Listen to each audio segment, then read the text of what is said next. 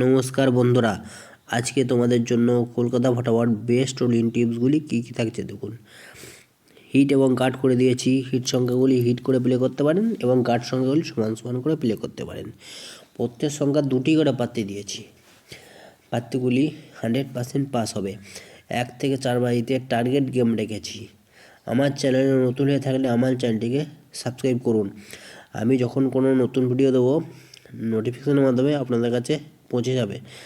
সবাই ভালো থাকুন, সুস্থ থাকুন।